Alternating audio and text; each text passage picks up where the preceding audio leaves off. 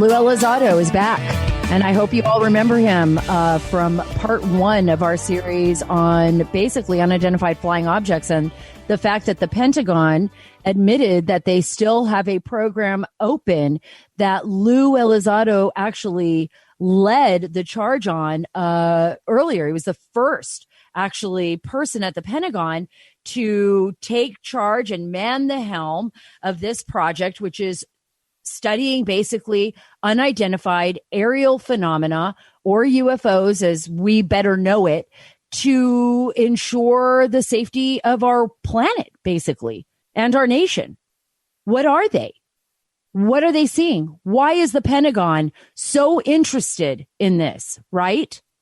What is going on here that we don't know about? And the reason I'm not joking around, I don't have crazy music like, UFO music on or all of that silly stuff, is because I actually, like the Pentagon and like many others throughout the world that I've spoken to, believe that there is something there, something that we need to be paying attention to, right?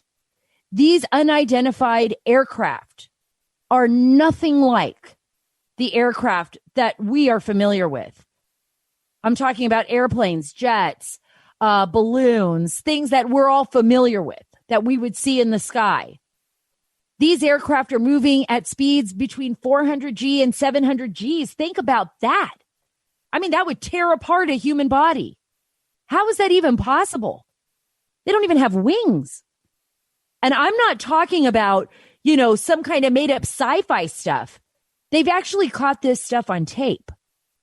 The very famous Tic Tac video, right? Very famous Tic Tac video. Why did they call it Tic Tac? Because when the pilots, these are Navy pilots, right, described them, that's what they kind of saw. It looked like a Tic Tac shaped object. Very large. They can move in the sky. They can move under the water. And, Lou Elizando said this in part one. So if you haven't listened to part one, you've got to listen to it. You've got to listen to Lou Elizando's first interview here at the Sara Carter Show. It's just that important. It's that important. This is nothing to joke about. We need to know what's going on. And Lou had said in that interview, look, if this is technology that belongs to some other nation, state, then this is the biggest national security failure we have ever seen in America. Right? So if this is like technology that the Russians have or technology that the Chinese have, and we just can't explain it, then wow, we are so far behind. And we could be very well be threatened by this. Right? But we don't know. We don't know. There are a lot of people out there that believe this could be from space. Look, people are monitoring stuff all the time. It's this very, very interesting website. It's the National UFO Reporting Center. And they basically collect all this data from across the country. And I'm just going to go through one right here. This is most recent. This is in California. Actually, this is the reporting that was done in California recently. We have here the most recent sighting, apparently, of an alleged craft that people could not identify. It was in Riverside, California. It was 8/27. So August 27th, the craft was in the air at first. I thought it was a star, and then it started moving back and forth, getting farther and then staying still for a while, moving back and forth. This is what people have been seeing. For the most part, we don't know what this person saw. They're reporting it. There was reports in Glendora, California, Temecula, California, had multiple reports of something with a bright orange light that eclipsed after a minute, solo green circular light in Corona. So it's very interesting. We have been hearing these reports, and I'm going to talk to Lou a little bit about that in our history, for maybe hundreds, if not thousands of years, these reports. And that's something that I want to get to with Lou. But first, I want to play a clip of something that I find extraordinary. I am a big believer in Space Force. I believe it's very important that the United States stay ahead of the game. I think it's important that we explore space. Our planet is also very fragile. We're, floating on this round ball in the middle of a vast universe. You've all heard that before. It's kind of shocking to think about it when you think about it in those terms. It makes us feel very small, right? But we're also very unique as human beings, and our planet and our creatures on this planet it's just incredible to me that we exist, that we even exist, right? So one of the big things of mankind, exploring our oceans or exploring space, learning more about who we are and why we're here, and also being able to move beyond this planet one day. And that's exactly what we're going to do. I mean, I want you to hear, this is President Trump talking about getting a manned mission to Mars. I think this is just absolutely extraordinary. Listen to his clip here. Landed American astronauts on the moon. And one day, very soon, we will plant our flag on Mars. Think about the time we live in. Think about that. One day, very soon, we will plant our flag on Mars. This isn't just about traveling through space or some kind of sci-fi excitement about this and about getting there. It's about advancing humankind. It's about taking us into a future that is so unknown to us right now. I mean, what's the world going to be like 100 years from now? What are we going to discover on these journeys, to other planets and into space? What are we going to learn about ourselves? And I'd like to think that that's what makes us so unique, right? This need to explore, this need to be adventurous. Nothing greater than that, right? In the American doctrine. When we got here first, the majority of immigrants that come to the United States of America are adventurers at heart. They came here to give a better life to their families. They came here to explore the wilderness, to be a part of this great experiment. Not perfect, but be a part of it. And we have developed into a remarkable society with remarkable doctrine, with remarkable advancements in technology and science. It's so great. It's so amazing to me. Look at what we're able to accomplish. Look at what Elon Musk is accomplishing. Look at what he's doing with SpaceX. Look at what he's doing with Tesla. Look at what we're doing now. Even, Jeff Bezos is not my favorite person, but look at the advancements with Amazon. Look at what we're doing. And it's incredible and extraordinary. But we do have to be mindful. We're one of many planets. There's billions and billions of stars and systems. And there are planets out there, and this is a scientific fact, billions that could possibly harbor life in other solar systems. We may not be alone. We are not alone. I don't believe we are alone.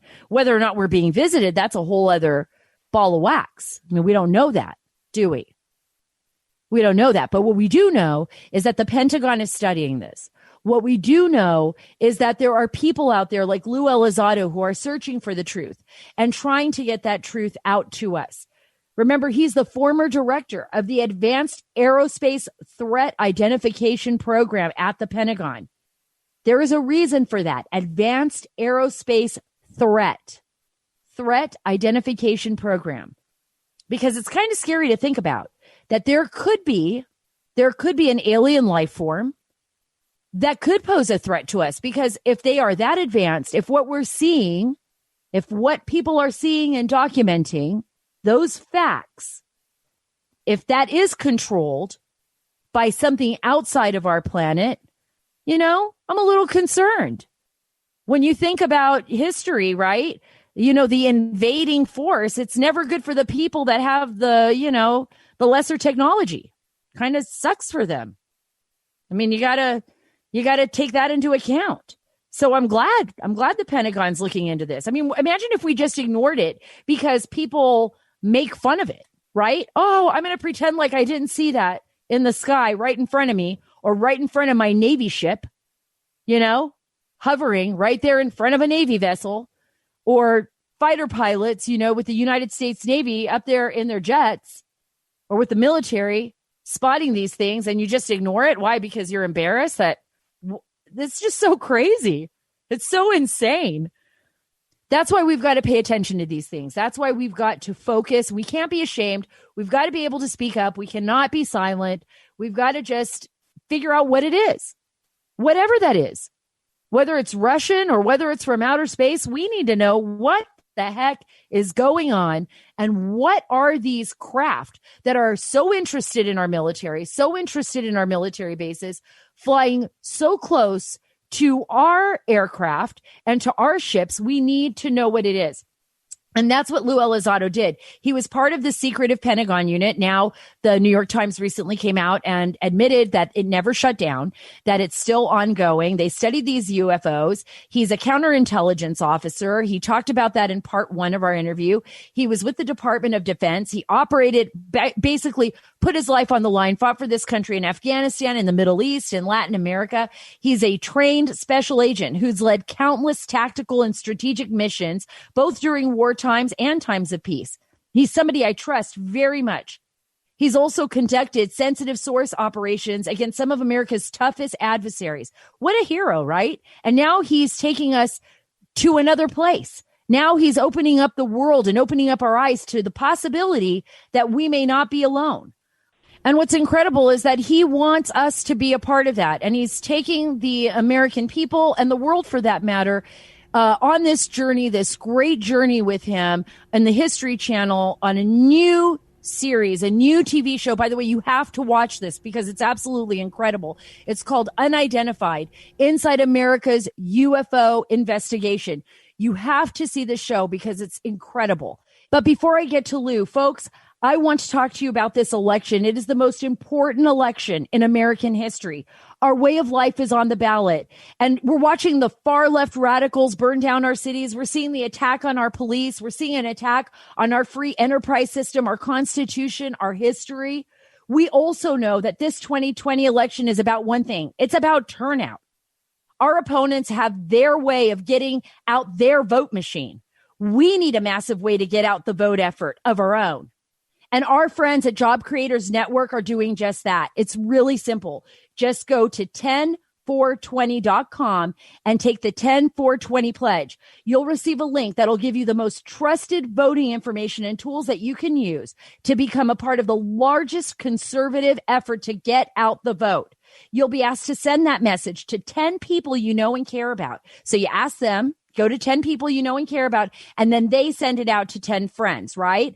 Right here. This is what we can do together. This is something that we can take action on while we're at home, while we're just surfing the net. It's not hard. Just go there. So to join this army for freedom, go to 10for20.com and take that pledge right now.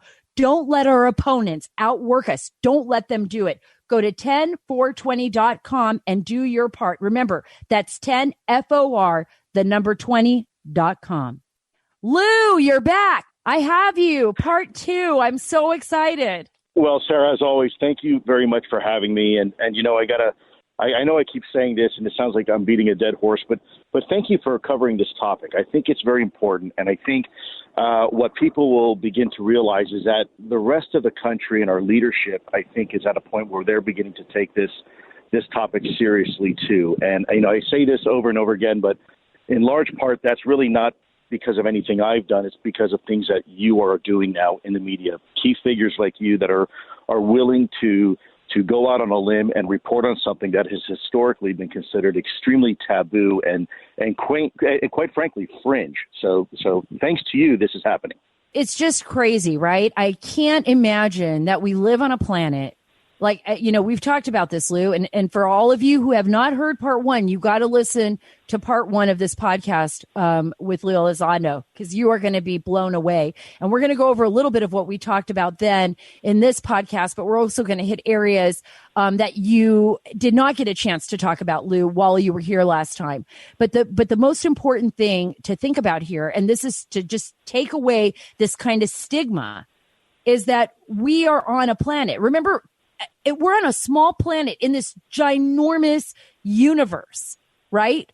With galaxies and solar systems and planets and suns and stars, you know, all over the place. And, you know, billions of planets that we know of are out there. And we're supposed to imagine that we are the only life form, that this planet is it. Even if we're not being visited by, you know, aliens, so to speak, it's still ridiculous to laugh at the fact that there is life outside this planet, right, Lou?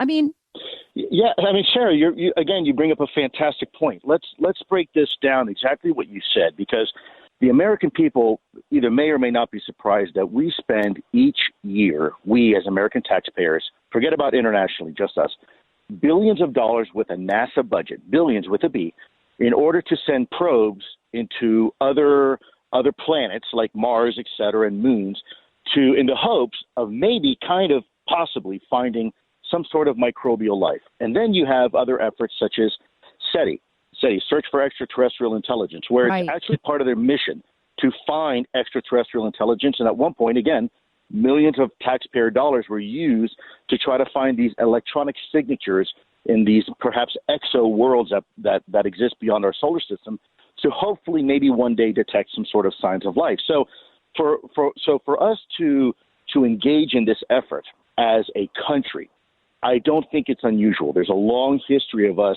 doing this in the past and, frankly, doing it even currently. So what we did in the Pentagon is simply that, using that same line of logic, and ask the question, okay, we have pilots that are seeing interesting things in the sky. We're picking them up on gun camera footage. We're picking them up on radar. Is it possible that there is potentially some of this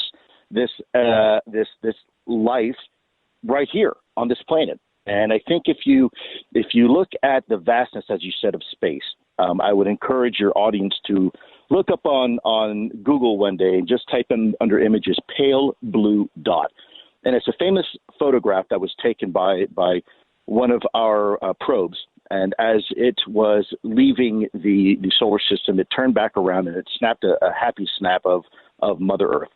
And what you will notice, unless you really look carefully, all you see is this black vastness of space. And somewhere in the middle of that black vastness of space, you'll find this little tiny, maybe 4 pixels blue dot.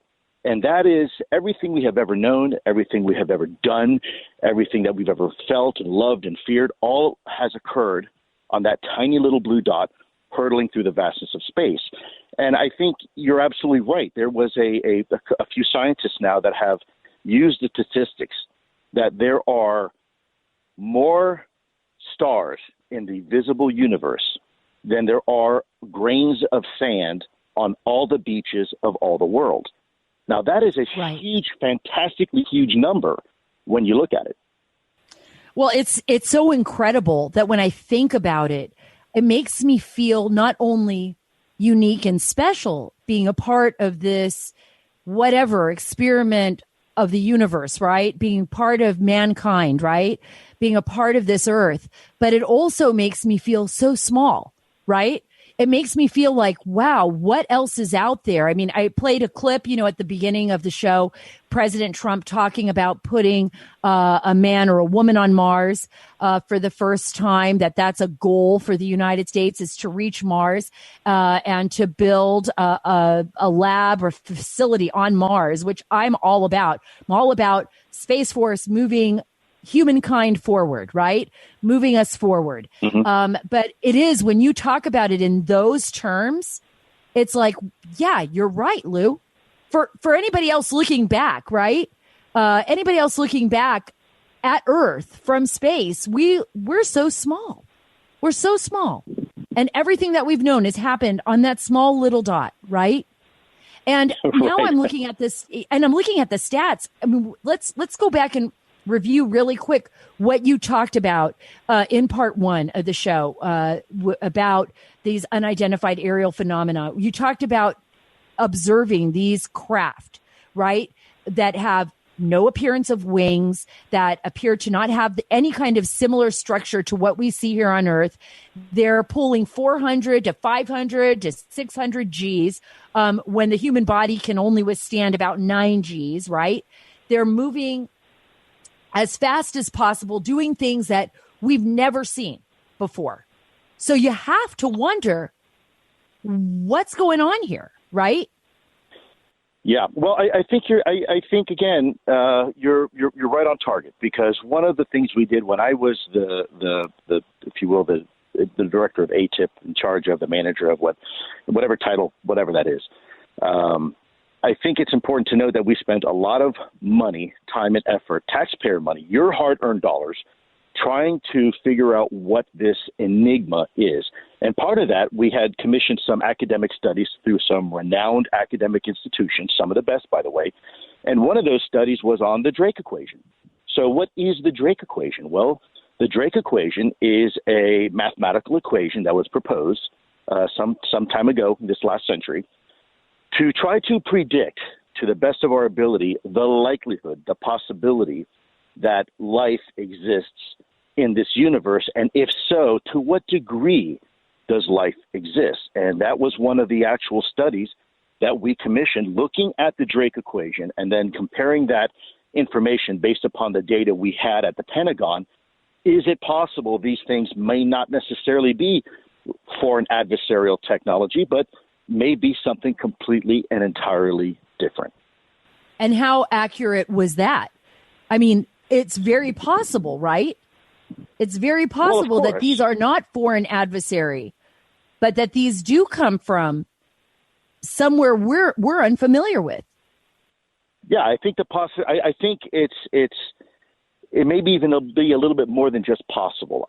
Again, I want to, kind of like last time, forgive me, I want to be very careful injecting my own personal opinion, and by doing that, maybe my own bias. I don't want to, if you will, prejudice the jury in this particular instance. So I think it's important that we continue to collect the data and present that data in a consumable manner that then you, the jury, your audience, taxpayers, hardworking Americans, can then make the determination for themselves, what is this? Is this a national security? Is this an opportunity? Is this a threat? Right? All the litany, if you will, of possible scenarios that this could involve. But, to be completely straightforward with you, yes, we were looking at the potential, the possibility, if these things were, but not from here. Well, and this is where I want to go. Why do you think, based on that, the Pentagon's doing it? To me, it doesn't seem ridiculous at all. To me, if we weren't doing that, it would be ridiculous, right? So if we weren't actually trying to study, trying to understand what is happening in our vastness of space, what are we seeing here on planet Earth as far as these ships, I think that would be a failure. I'm actually grateful that U.S. tax dollars are going to the study of these unidentified aerial phenomena, or these UFOs, unidentified flying objects. But why do you think there are people in the government that are so adamant at trying to discredit, even though this is a department within the government, that want to keep it secret, that are so adamant about discrediting anyone who speaks out against it? What do you think is going on there? Because this has been happening since the very first major reports, like coming out of Roswell in the United States, when there was reports that one of these vehicles, or that something from space, had crashed in New Mexico in the 1940s. And why do you think they are so determined to keep it secret? Well, simply put, I think it boils down to fear, the basic human emotion of fear. Now, whether that fear stems from some sort of theological bias, because the way somebody was raised, maybe, or because of something else, let's look at it as parents, for example. A lot of us, and probably your audience, are parents or new parents and have sons or daughters, and you put your child to bed at night and give them a kiss and maybe read them a bedtime story. And you know what? There's a thunderstorm out there in the horizon, and the lightning is pretty intense, and the thunder's getting louder and louder. Now, there's not a whole lot you can do about it, but your child is still fearful, scared of it. So what do we do as parents? Well, we try to dampen some of that fear, right? We try to explain that, well, it's actually just an atmospheric condition that's going on, and thunder is just a result of lightning, and lightning is just a result of static electricity in the air, and blah, blah, blah. But at the end of the day, look, lightning has killed people, and it can be dangerous, and thunder can be pretty scary. So I think a lot of this comes from fear. And I think when you have a government, you have an organization that's by design there to have answers, have solutions, and there are no solutions, that generates a great bit of anxiety within the leadership. I know it did even with us. I can tell you how many times I've had interviews with individuals where I was providing some of this detailed information, whether to bring on the new candidate, maybe to help with ATIP, or maybe I was briefing a senior leader in DOD. And everybody consumed this information a little bit differently. Some people were so shocked that they literally could not process after an hour worth of briefings and video and images and having pilots come in and provide their testimony. It was a complete blank stare.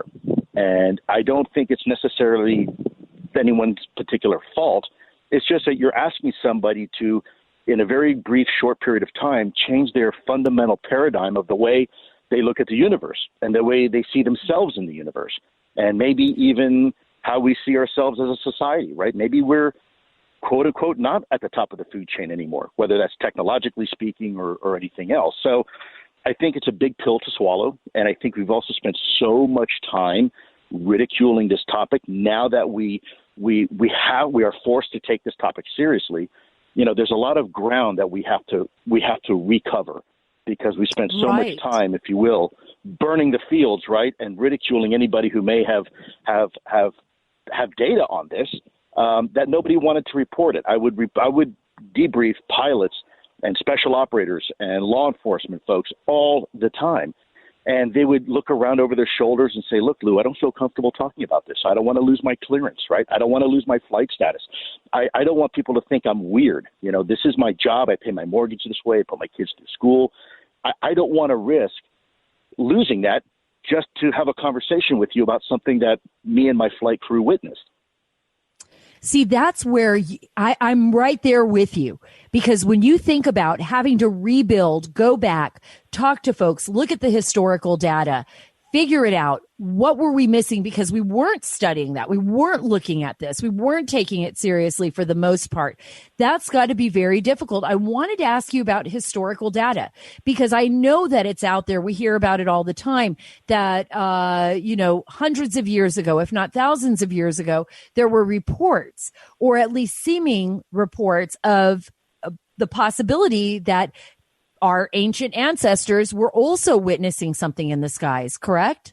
Yeah, there's a lot of text out there that is definitely historically authenticated as being real text. When I was in Rome not too long ago, I had the honor and privilege of speaking to some folks in the Vatican, some senior academics, and they provided to myself and some of my colleagues a copy of an ancient text, and this was a correspondence between a Roman soldier and his general.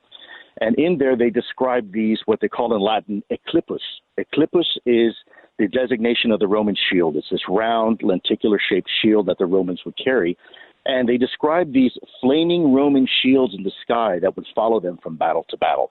So there is a lot of text there. And there's also, I think people might be surprised that there's a lot of official U.S. government documentation that at one point was extremely classified that is also available. Anybody right now with a computer or a smartphone can get on a search engine and see some of the most recent documents that have been released from the U.S. government and our archives, and you can see that they were very classified, and the exact same observables that our pilots are reporting today, as of today, have been reported going back into the late 40s, 50s, and 60s and 70s. And these are through intelligence channels. These are what we call IIRs, Intelligence Information Reports. And you're highly classified, highly sensitive documents.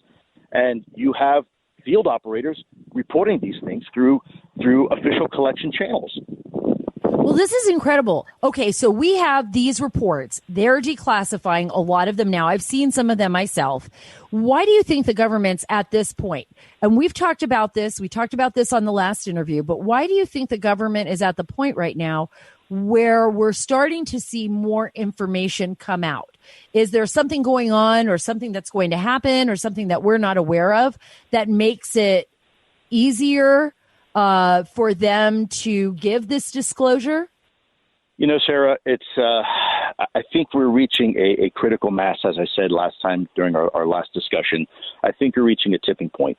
The prevalence of smartphones and smart technology and personal devices that are on hand has been proliferated now at a global level. Everybody almost on the planet has some sort of smartphone in their hand, and they have the ability to take pictures that 10 years ago would require multi-million-dollar pieces of equipment to do, and now we can do it with literally a tap of our thumb on our smartphone.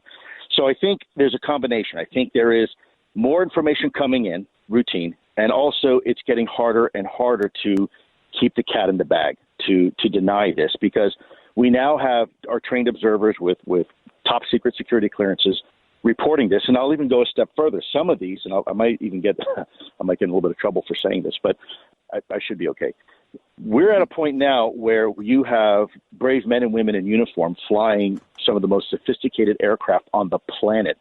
And they are taking out their smartphones while they are at 35,000 feet screaming at supersonic speeds and using their iPhones and their Android devices to take actual pictures of UAPs from their cockpit. I mean, it almost sounds a little bit fantastical and humorous and something you might see in a movie. But that's actually occurring because they're coming across these things and saying, look, I got to take a picture of this thing because you're not going to believe it. And some of these pictures are very compelling. And these pictures find themselves. That's incredible. Yeah. You've seen some of the pictures? Absolutely, I have. And these pictures are finding themselves now getting into official government channels and through certain reporting that now our analysts, who, by the way, are some of the finest in the world, have the ability to now apply those analytic tools and resources to try to figure out just what the hell these things are, because they don't look like anything we have. And we're pretty certain these objects are not from any type of foreign conventional inventory that we're aware of. They're so unusual. Their flight characteristics are so abnormal that we don't even have anything to compare them to. Describe that a little bit for everyone out there who's listening. Describe a little bit what makes them so different. I know we talked about that before, but I want to go into that before I go into the next subject of Uruguay with you. But describe a little bit of that. Yeah, sure. I think if you were to compare a brick and a feather, right? When you drop a feather, most people would anticipate that feather to kind of lightly float down and eventually hit the ground, a bit like a leaf, if you will, blowing in the wind. Whereas a brick, when you drop a brick, you can expect an extreme sudden fall, and at the bottom of that fall, a quick thud. And that's how we kind of look at physics, right? Things behave a certain way because they're bound by those laws of physics. It has to do with wind resistance and gravity and all sorts of other stuff that I won't waste your time with. But you wouldn't expect a brick, if you drop the brick, to float down like a feather. And yet That's exactly what we're seeing here. We're seeing objects, vehicles that are in the sky with no apparent wings or control surfaces or even means of propulsion. There's no rivets, there's no cockpit, there's no light, nothing that we typically associate as a conventional aircraft, and yet these things are flying right alongside our aircraft. And when I say flying, I'm not even sure if that's an accurate description. We used to use the term unidentified flying object, but flight is a very specific principle involving aerodynamics. You have to have, basically, you're balancing four forces. You're balancing thrust, lift, drag, and weight. And, of course, you have wings and an engine to do that. Well, these things don't do that. So we're not even sure if they're technically flying, but there they are. And they're flying sometimes in ways that completely defy our understandings of aerodynamics. Imagine being in a 737 flying from, let's say, New York to L.A., but able to make that flight rather than taking 5 hours, doing it in 5 minutes. And, oh, by the way, having the ability to fly at right angles, or imagine that aircraft being able to fly completely perpendicular 90 degrees to the horizon and still getting to New York or to Los Angeles without falling to the ground and crashing. So these are fundamentally different. These vehicles are fundamentally different than anything that we're currently used to seeing. So it's basically changing the concept of how we think of physics, how we think of our science, how we think of flight. It could fundamentally change humanity forever if we ever have access to one of these, or if we ever understand how they're operating. Correct? Yes, and let's not forget, Sarah, that the one thing we keep learning, hubris is, as they say, is not very kind to us as a species. We forget that Mother Nature has a vote. Every time we think there is a limitation on nature, right? Let's, for example, talk about originally when we started flying, breaking the sound barrier. It was impossible. You couldn't do it. Now we realize it's a barrier that's really not so tough to break. Let's talk about the 4-minute mile, right? It is physically impossible for anybody to run the 4-minute mile. And once that barrier was broken, all of a sudden people are able to do it over and over and over again. So I think if you look through history, we will realize that there are over and over and over again, more often than not, moments where we think we figured out how Mother Nature works in her entirety, and we wind up being incorrect. Let's go back 2,000 years ago plus to the ancient days when the Greeks were fighting some of their neighbors, and you had this philosopher and scientist named Archimedes. And he realized, up at that point, warfare was fought with primarily swords, catapults, and battering rams. And it was just brute, blunt force. All of a sudden, he realized he could take some highly polished shields and harness the sun's energy and redirect those energy rays to the sails of enemy ships and literally catch the ships on fire as they were entering the harbor. So you have here the implementation of directed energy weapons 2,000 some years before we ever really discovered directed energy weapons, laser technology. We're only now at the point in the last 100 years where we're beginning to understand this science and being able to use it once again, rediscover this science. And so I guess my point is maybe the way these things are flying isn't necessarily new science. It's just undiscovered science. We as a species haven't figured out yet the means, the way to achieve what these things are able to achieve. It's not that it's impossible. Remember, and a lot of times people will reject this because of their own analytic bias. They say, no, this is not possible because, it goes against physics. Well, not necessarily. Maybe it just goes against our current understanding of physics. And as we have seen time and time again, we still have a lot to learn. Well, we do. And, every time I think about you at ATIP, you're working in this office, you're heading the office, everybody's investigating. I know you can't talk about a lot of things that happened inside this office in the Pentagon, and that there's a lot of classified information that you dealt with. But is there any way you can describe like the worst case scenarios? I mean, did you all sit around a desk and talk about, okay, this could be the worst case scenario with what we're seeing, or what is the best case scenario? Is there any scenarios that you could maybe share with everyone out there right now? Like how you handled this? Sure.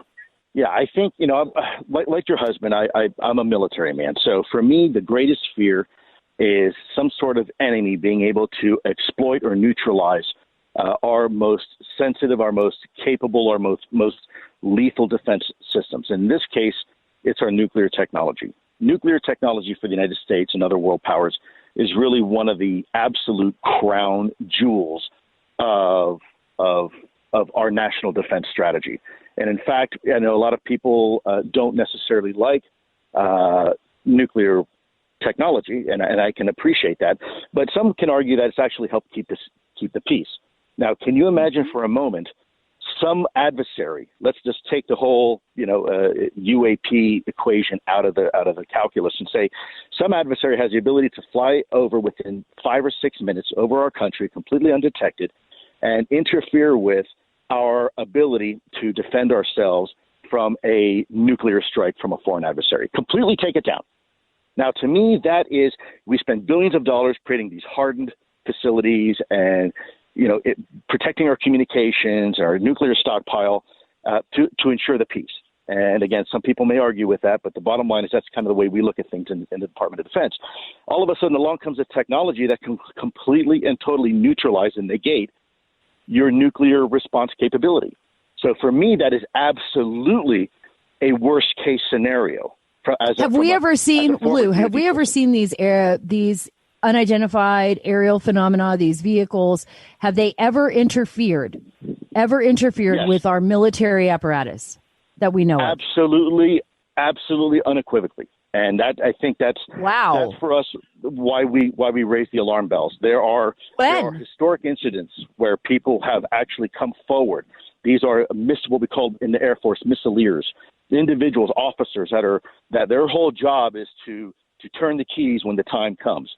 And they've had multiple witnesses and radar tracks. And some of this is unclassified, by the way, for your audience to look at, whether it's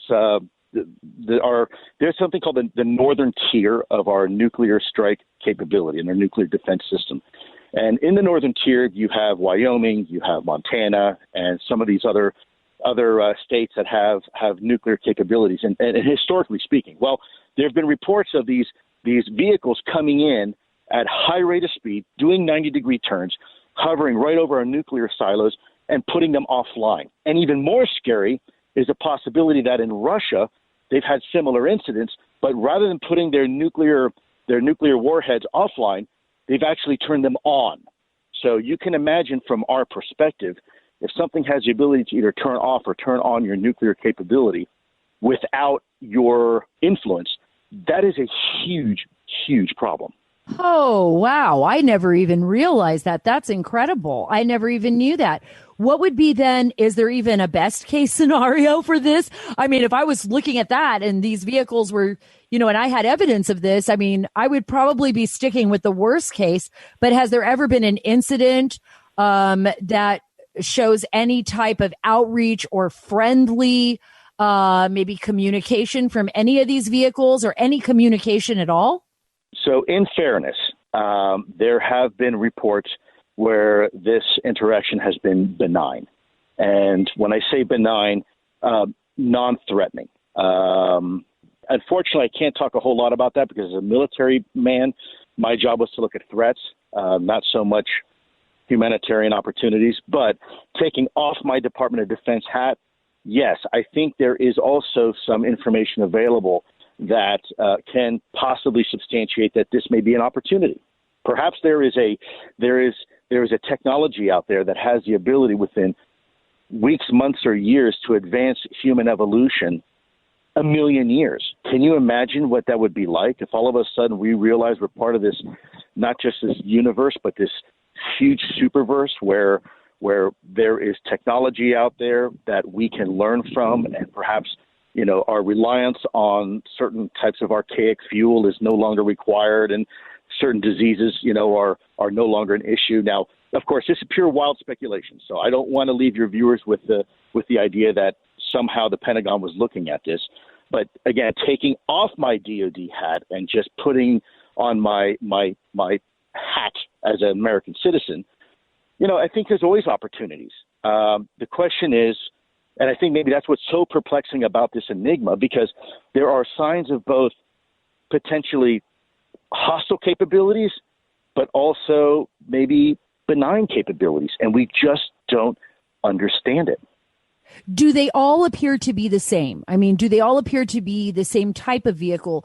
Or have you noticed, or has the Pentagon noticed or documented a varying type? Like maybe this looks like two totally different kind of vehicles, but both unusual technology that apparently does not exist on Earth. So there are definitely classifications. So there were observables that the Department of Defense came up with to identify the capabilities of these craft. But then there are some physical attributes. There are definitive shapes that more or less there are probably 3 primary shapes of vehicles that have been witnessed. And these shapes of vehicles range in size and they range in dimensions.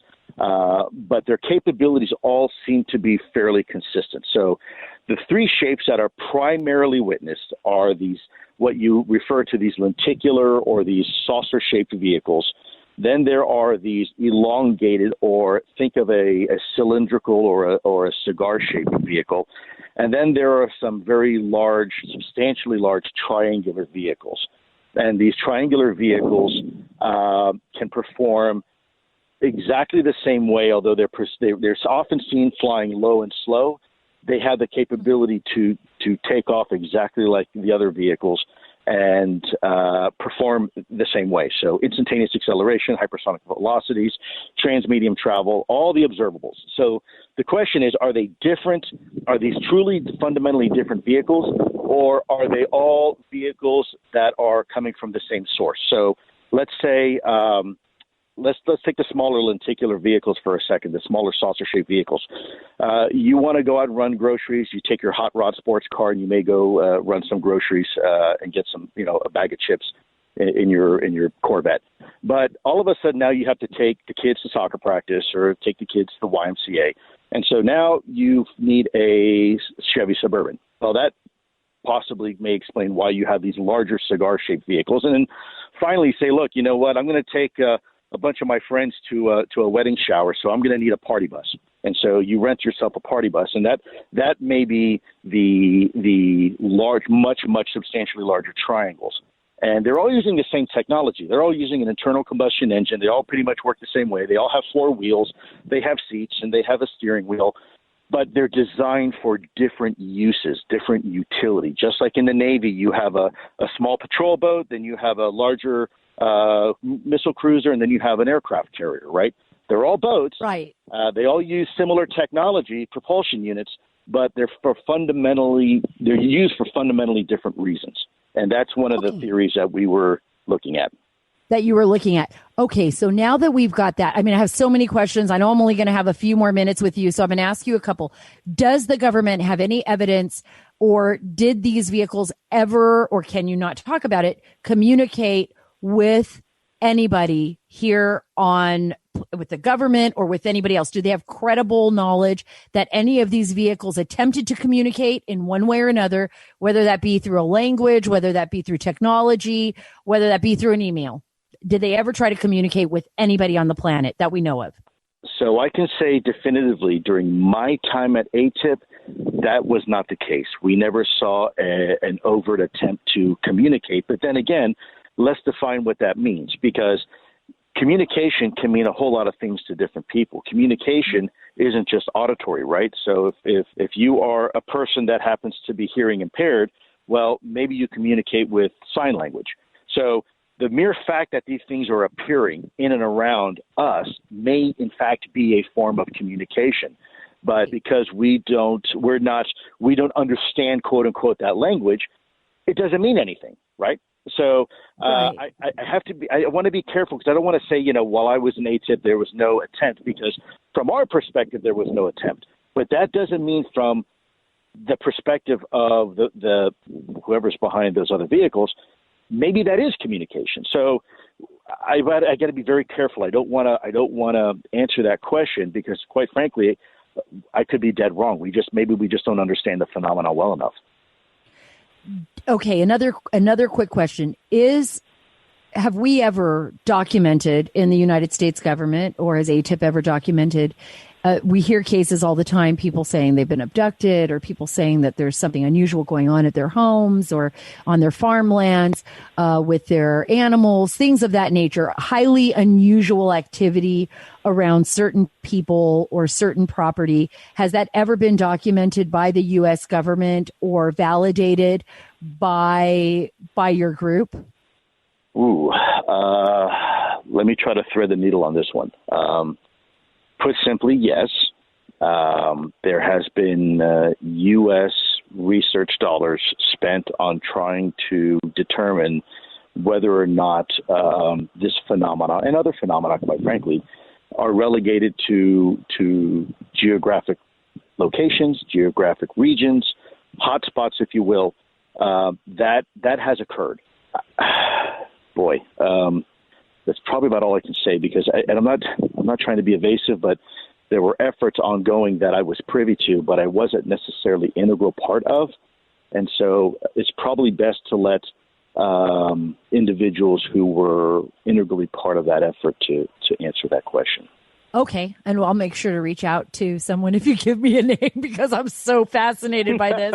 I'm just like, I'm on the edge of my seat. Okay. I have one more question before I let you go, because I'm going to be bringing you back all the time, because Lou, you're going to become my most favorite person in the world, because this subject is so fascinating to me. And I know you're going to be like, oh gosh, Sarah's calling me again for another podcast. She's going to have to start paying me. No, not at all. It's my honor and privilege, and appreciate what you're doing. But with Uruguay, I believe it was Uruguay, we talked about on the last podcast about being the cutout at one point in time, where like basically the U.S. government was using other nations to investigate, so that we could be kind of like, well, we're really not investigating UFOs, but we have allies investigating them, so we don't have to actually say it. Could you talk a little bit about that and expand on it a little bit more? Yeah, sure. In fact, with the little company I'm associated with now, To the Stars Academy, this is something that we've often talked about and scratched our heads because it's just so bizarre and so unusual. So when I went down to Uruguay this last year, I spoke to one of the longest standing UFO or UAP, if you will, government-sponsored organizations. Now, these are organizations that are sponsored officially by their government to do nothing more than collect and analyze and investigate UAP activity. And when I went down there and I spoke to the two gentlemen, and they were giving me a briefing on their current investigations and some of the historical investigations, I asked a simple question. Well, how was this established? You know, whose idea was it? Presuming that probably it was maybe some sort of four-star general at the time. And they said, no, actually, our program was established in 1978 because of a direct request by the United States Embassy. And they proceeded to show me a memorandum that came from the U.S. Embassy there to Uruguay through official channels requesting that they establish their own UFO program. And interestingly enough, the handbook, the SOP, Standing Operating Procedures, in which that they were to use, recommended by the U.S. government, was none other than the handbooks used for Project Blue Book here in the United States, which was a program that was later defunct and was no longer funded. And of course, most Americans were told that there was nothing to see here, folks, and so we're going to shut this UFO program down. Lo and behold, it turns out that the U.S. government was actually secretly behind channels working with other governments for them to establish their own UFO program. Now, the question remains, was the U.S. really interested in UFOs, or were they really interested at the time trying to track new Russian, Soviet technology like the Sukhoi 22 and some of these other advanced aircraft? The jury is still out, but if you wanted to get into a situation with a government, foreign government, to track foreign advanced aircraft, there's ways to do it. I can't imagine you would want to use a cover of UFOs, which is already fraught with stigma, and try to ruin an international relationship and try to encourage somebody to set up a program after you've just told the American people that there's nothing to see here, unless there really is something to see here. I agree. Why do that? Why the rigmarole, right? Why do all of that? If why would you use UFO even as a cover? Why would you even bring it up? You would just set up a program that would focus on Russia, would focus on their aircraft, would focus on, those threats that could probably present themselves to the Western Hemisphere. To me, that's fascinating. That's something that we should actually look into a little bit more. I'm sure you are. Can you let everyone out here in the audience know exactly where they can go to follow you, as well as maybe view these shows? And I don't know if Uruguay is going to be on an upcoming season of Unidentified, but could you let them know? Yeah, sure. So I am part of so first of all, for the record, I am not an actor.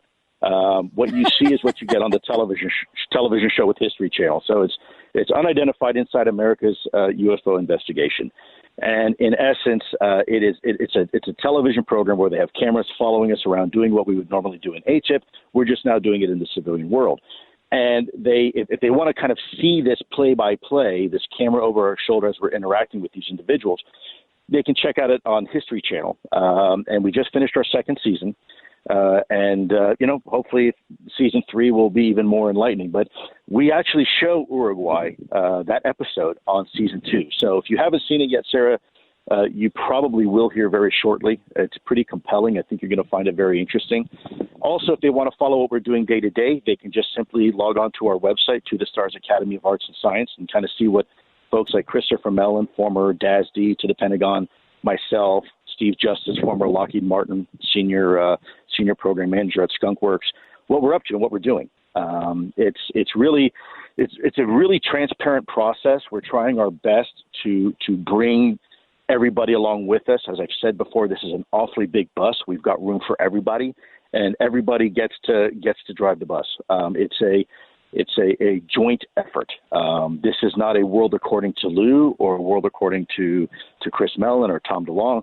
This is us trying to collect information and present it to the American people and allow the American people to decide if this is a topic that's important to them. Now, I will tell you, there are people right now in government both legislative branch and executive branch that are apparently pretty big fans of the show, because we've heard through colleagues of ours in D.C. after a particular episode comes out, people, they get a little nervous. They're saying, hey, man, I just got called to brief so-and-so. They saw the episode and they're asking me questions now. So you heard it here from Lou. I mean, I believe it. I mean, we know Harry Reid's been involved. We know there are people in the Senate Intelligence Committee that are very interested in this. We know that there's folks in a lot of oversight committees that are also very interested in this. And for those of you out there, I mean, Harry Reid, Democrat, he's been a big advocate pushing for this, for disclosure. So have a lot of presidents been very interested in this. President Donald Trump is one of them. So I am going to continue to follow up on this, Lou. I am going to continue to watch every single season of Unidentified Inside America's UFO investigation, because I believe that we're on to one of the greatest discoveries in humankind. And hopefully it's not the worst case scenario one, like in the Twilight Zone, where it's like how to serve mankind. And they literally meant how to serve mankind on a plate. I don't want to be that guy on the low totem pole, right? I want this to be, I believe it's important. I believe it's important for us as human beings to understand our universe, to understand our world, to be in awe and inspired by it, and to not ignore the facts when they present themselves, to investigate it no matter where that leads us. And I think we're so grateful to have you at the forefront of this, Lou. And I'm so grateful to have you as a friend. Thank you so much for being a part of this. Sarah, thank you for fearlessly pursuing this. And again, this wouldn't be possible if it wasn't for folks like you out there in the media that are willing to risk a lot, quite frankly, to have this conversation. So again, our hats off to you. Thank you for everything that you do. Look forward to talking with you, and anything we can do to help, please, you have my direct number. Call me anytime. I love talking to Luis Elizando because he is so smart, and because, he's able to explain things that people used to make fun of before. Remember? This was always like, joke it off, blow it off. These people are crazy. And now we know maybe not so, right? Because the United States government is highly focused on this. So are other governments around the world. France, I know, is leading an effort to this. You heard him talk about Uruguay. You can go and watch the show Unidentified Inside America's UFO Investigation. I think it's a great show. I have learned a lot from it. But I tell you this is not the last time Lou is coming on the show. I'm bringing him back. I'm going to bring witnesses on the show. I'm going to bring people that have a lot of knowledge and experience in this field, not people that are making things up. I'm talking about scientists that are working inside our scientific community, that are studying this phenomena, that are trying to figure out what is going on here. And that's what we want to do at the Sara Carter Show. We want people to be able to talk without fear of ridicule. And we want to bring up subjects that I think and I know are important to the American people. And this is one of them.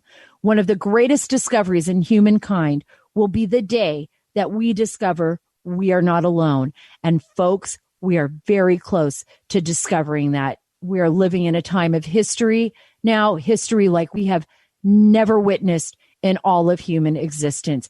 Thank you so much for being a part of the Sara Carter Show. I am so grateful to have you here with me every single time on this podcast. Remember, you can follow me on Twitter at Sara Carter DC. You can read all my stories at saracarter.com. I'm on YouTube at Sara Carter, Parler at Sara Carter Official. Remember to subscribe and give us a 5-star rating on your podcast app.